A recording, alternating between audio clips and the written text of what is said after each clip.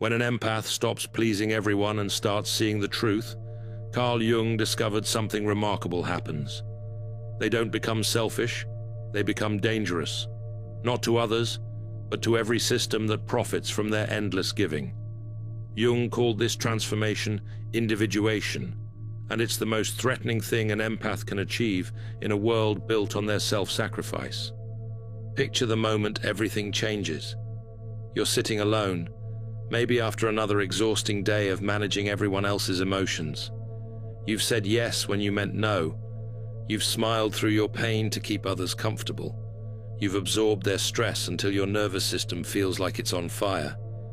But something different happens this time. Instead of pushing through, you pause. You ask a question that changes everything. What if I stopped? That question is what Jung called the beginning of consciousness. And for the empath who dares to answer it honestly, there's no going back to ignorance. But here's what Jung discovered that no one talks about. The empath's gift of feeling everything isn't actually a gift at all. It's what I call survival sensitivity, a trauma response disguised as compassion. Jung observed this pattern repeatedly in his practice. He wrote, "The privilege of a lifetime is to become who you truly are. But empaths can't become who they truly are because they've never learned who they are without others' emotions." Let me tell you what really happens in that first moment of awakening. The empath doesn't gradually become more self-aware. They experience what Jung called the collision with the unconscious, a sudden, shocking recognition that their entire identity is built on a lie. The lie that they are responsible for everyone else's feelings. Jung documented this exact pattern in his work on individuation. He found that highly sensitive people often develop what he called inflated compassion. They become addicted to being needed because it's the only way they learn to feel valuable. But when this bubble bursts, something extraordinary happens. The real self begins to emerge. This is where Jung's work becomes revolutionary for empaths. He discovered that every person carries what he called the shadow, all the parts of ourselves we've rejected or hidden. But for empaths, the shadow contains something others don't expect. Rage. Pure, undiluted rage at being used, manipulated, and taken for granted. Jung wrote, "One does not become enlightened by imagining figures of light, but by making the darkness conscious." For empaths, this darkness isn't evil. It's their suppressed anger, their denied needs, their silenced voice. And when they finally meet this shadow, everything shifts. The empath who discovers their shadow doesn't become cruel. They become what I call consciously selective. They start seeing manipulation tactics that were invisible before. They recognize emotional vampires. They spot the difference between genuine need and manufactured crisis. This isn't cynicism, it's clarity. Jung identified specific patterns when highly sensitive people begin individuation, what I call the 8 signs of conscious awakening, and if you recognize these in yourself, you're experiencing what Jung called the birth of psychological sovereignty. Sign 1. The energy shift. The first sign is what I call the energy reversal. Instead of your energy flowing outward to everyone else, it starts pooling back toward you. Jung observed this in his patients. When people stop unconsciously giving their life force away, they suddenly have energy for themselves. You stop feeling drained after social interactions. You stop absorbing everyone's bad moods. Most importantly, you stop feeling guilty about having boundaries. Jung wrote, "Your vision becomes clear when you look into your heart. Who looks outside, dreams. Who looks inside, awakens." If you've been told you're too sensitive, comment below, "My sensitivity is my strength." But here's what's truly remarkable. Others notice this shift before you do. They sense that you're no longer available to be their emotional dumping ground, and some will try to guilt you back into your old role. Sign 2. The mask falls away. Jung called it the death of the persona, the social mask we wear to fit in. For empaths, This persona is usually the nice one, the helpful one, the one who never says no. But when individuation begins, this mask becomes impossible to maintain. You start saying what you actually think instead of what people want to hear. You express preferences instead of always deferring to others. You admit when you're tired instead of pretending to have endless energy. This terrifies people who benefited from your self-erasure. Jung warned about this phase. The most terrifying thing is to accept oneself completely. But for the awakening empath, self-acceptance becomes more important than social acceptance. Sign 3. The projection returns. This is where Jung's understanding becomes crucial. He discovered that we often project our own qualities onto others. Empaths project their sensitivity, their depth, their capacity for genuine care onto people who don't actually possess these qualities. But during individuation, what I call the projection recall happens. You stop seeing potential in people and start seeing reality. You stop making excuses for bad behavior. You stop believing that everyone is just misunderstood deep down. Jung wrote, "Everything that irritates us about others can lead us to an understanding of ourselves." The awakening empath realizes they were irritated by selfishness because they had suppressed their own healthy selfishness for so long. Sign 4. Boundaries become sacred. Jung observed that individuals who achieve psychological maturity develop what he called a personal relationship with the unconscious. For empaths, this means they finally start listening to their internal signals instead of external demands. You begin saying no without elaborate explanations. You stop feeling guilty for having needs. You recognize that people who get angry at your boundaries were benefiting from your lack of them. This isn't selfishness.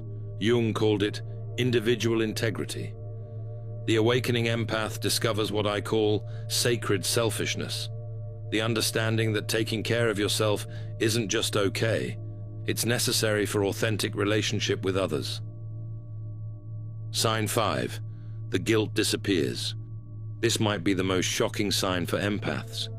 The crushing guilt they've carried for having needs, taking space, or disappointing others begins to evaporate. Jung called this the integration of the shadow. When you stop rejecting parts of yourself, you stop feeling guilty for being human. You realize that guilt was often your response to other people's manipulation tactics. When someone says, "You've changed," in a disappointed tone, instead of rushing to reassure them, you think, "Yes, I have, and that's the point." Jung wrote, "The individual has always been unconscious of himself and has remained so. But the awakening empath becomes conscious of their own worth, independent of others' opinions." Sign 6. Authenticity over approval. Jung's individuation process leads to what he called self-actualization, living from your authentic core rather than from external expectations. For empaths, this means choosing authenticity over approval, even when it costs relationship. You stop performing emotions you don't feel. You stop pretending to agree when you don't. You stop laughing at jokes that aren't funny just to make others comfortable. This authenticity is magnetic to some people and threatening to others. Comment if people started treating you differently when you found your backbone. They sensed the change before I announced it. The awakening empath learns what I call authentic magnetism. When you stop trying to be liked by everyone, you become genuinely attractive to the right people. Sign 7. The healer heals themselves. Jung discovered that many healers are what he called wounded healers. They help others to avoid their own pain. But during individuation, empaths turn their healing gifts inward for the first time. You start asking, "What do I need?" instead of, "What does everyone else need?" You begin nurturing your own inner child instead of parenting every adult around you. You recognize that you can't give from an empty cup, and you've been empty for years. Jung wrote, "The privilege of a lifetime is to become who you truly are." The awakening empath finally gives themselves permission to discover who that is, separate from their role as everyone's emotional caretaker. Sign 8. conscious connection. The final sign is what Jung called conscious relationship, the ability to connect with others without losing yourself. The awakening empath develops what I call boundaried compassion. They can feel for others without taking on their emotions. You start attracting people who respect your boundaries instead of those who exploit your kindness. You develop relationships based on mutual respect rather than one-sided giving. You love others without needing to save them. If you've reached the point where you can read people but no longer need their approval, right, I see you, but I don't need you. Jung observed that individuation leads to deeper, more authentic connections because you're finally relating as your true self, not your performing self. But Jung didn't romanticize this process. He called it the night sea journey, a period of disorientation and loss that's necessary for rebirth. For empaths, this phase feels like death, because in many ways, it is. It's the death of the false self that was built around pleasing others. You might lose friends who only liked the version of you that served them. You might feel lonely as you learn to be alone with yourself for the first time. You might grieve the relationships that were never really based on love, but on your usefulness. Jung wrote, "No tree, it is said, can grow to heaven unless its roots reach down to hell."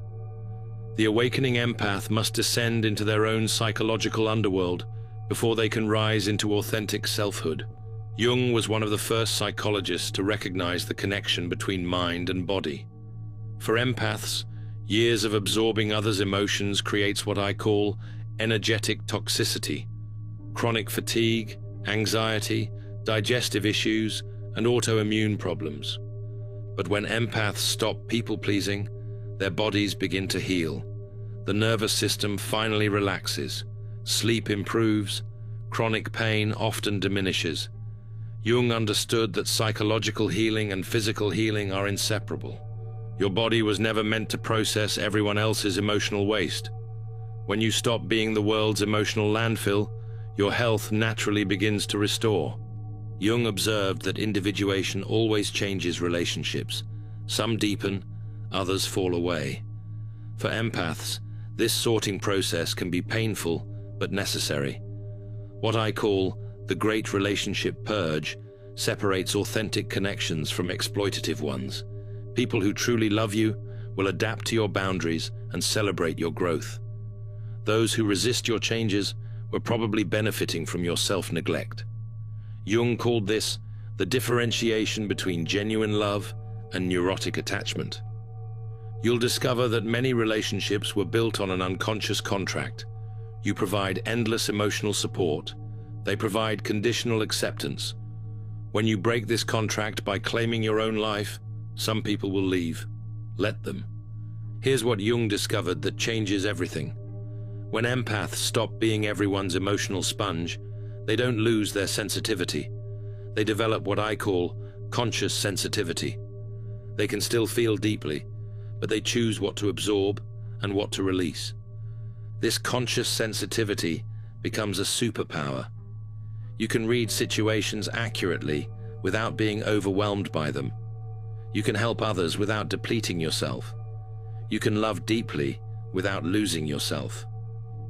Jung called this differentiated consciousness, the ability to maintain your center while connecting with others.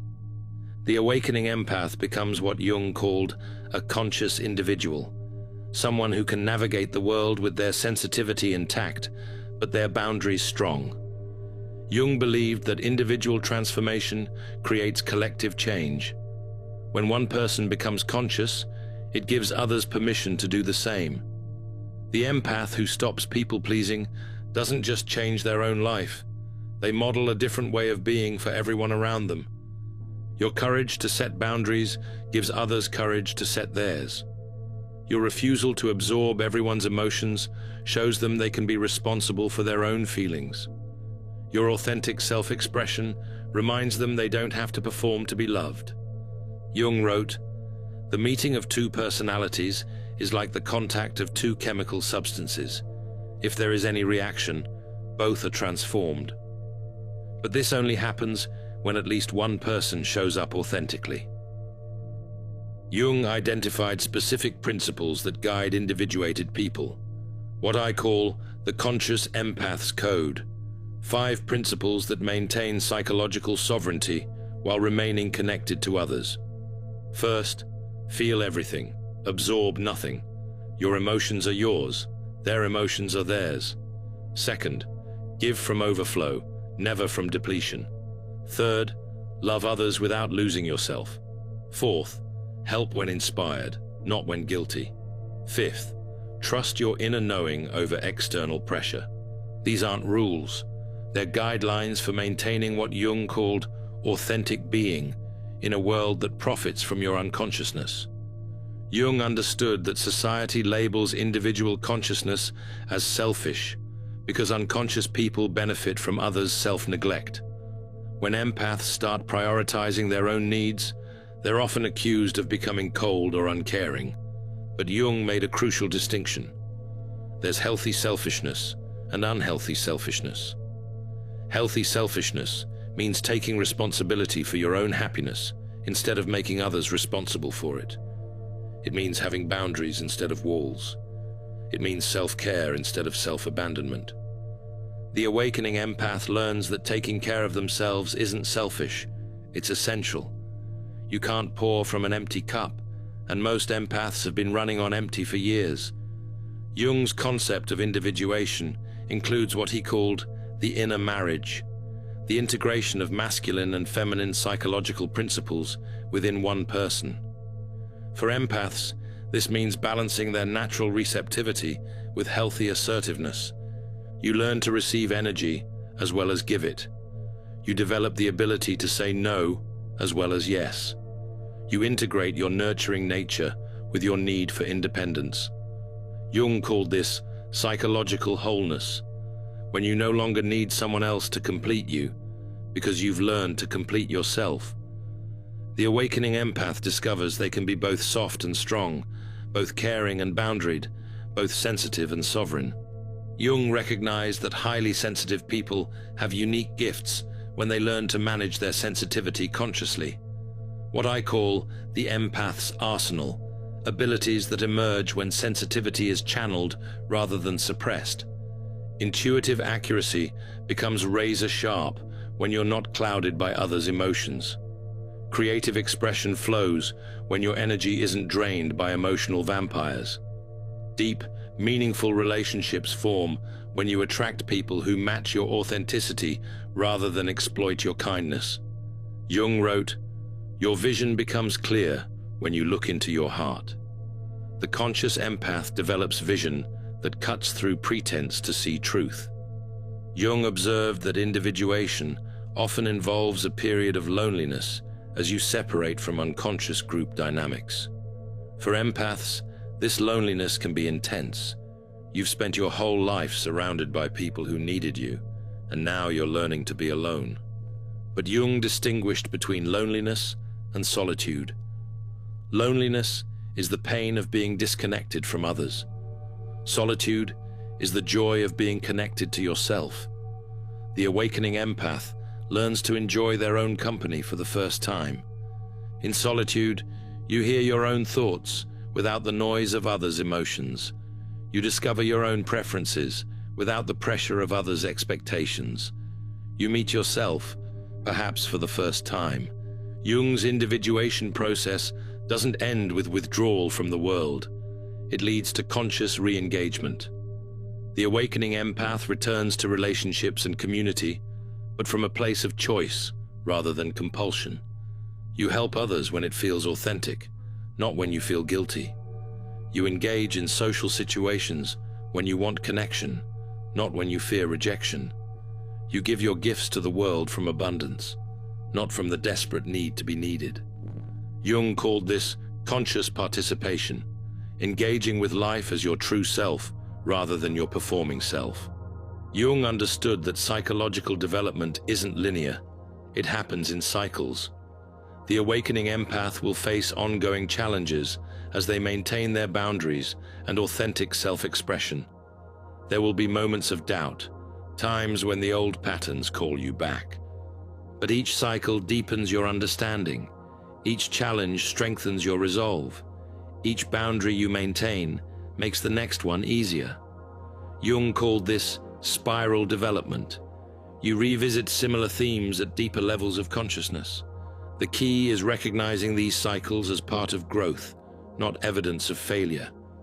Jung believed that individuation creates responsibility. When you heal yourself, you naturally want to help others heal. But the conscious empath's mission looks different from their old people-pleasing patterns. Instead of rescuing people, you model healthy boundaries. Instead of absorbing their pain, you hold space for their growth. Instead of fixing their problems, you trust their ability to find their own solutions. This is what Jung called authentic service, helping from wholeness rather than woundedness. You become a lighthouse, providing illumination for those ready to see, but not chasing ships in the dark. Jung's ultimate goal was what he called the self, not the ego or the persona, but the integrated totality of who you are. For empaths, reaching this integration means embracing all aspects of themselves, the sensitive and the strong, the caring and the fierce, the giver and the receiver. You no longer apologize for feeling deeply. You don't suppress your intuitive gifts. You embrace your complexity rather than trying to fit into simple categories. Jung wrote, "The privilege of a lifetime is to become who you truly are." The integrated empath is both powerful and gentle, both open and boundaried, both connected and sovereign. So here's what I want you to understand. Your sensitivity is not your weakness, it's your strength. Your boundaries are not selfishness, they're self-respect. Your authenticity is not too much, it's exactly right. Jung spent his life studying the process of becoming whole, and he found that it always requires courage. The courage to disappoint others to stay true to yourself. The courage to be alone rather than betray your values. The courage to choose growth over comfort. If you recognize yourself in these 8 signs, you're already on the path Jung mapped out over a century ago. Trust the process. Trust your instincts. Trust that becoming who you truly are is not just your right, it's your responsibility. If you recognize yourself in these transformation patterns, write this: my breaking point became my breakthrough. When an empath stops pleasing everyone and starts seeing the truth, they don't become selfish. They become sovereign. They don't lose their compassion. They learn to include themselves in it. They don't stop caring about others. They start caring about themselves too. This is Jung's gift to every empath who's tired of being everyone's emotional caretaker. You don't have to carry the world's pain to prove you're good. You don't have to sacrifice yourself to deserve love. You can be sensitive and strong, caring and boundaried, empathic and authentic. The world doesn't need more depleted empaths. It needs conscious ones. Empaths who give from choice, not compulsion. Who help from abundance, not emptiness. Who love others without abandoning themselves. If you want to understand more about Jung's psychology of the sovereign individual, check out my video on Why the Man Who Needs Nothing is Society's Greatest Threat, where I explore how psychological independence threatens systems built on human dependency. Your journey from people-pleaser to conscious empath isn't just personal transformation, it's revolutionary, and Jung would be proud. Thanks for watching. See you in the next dimension.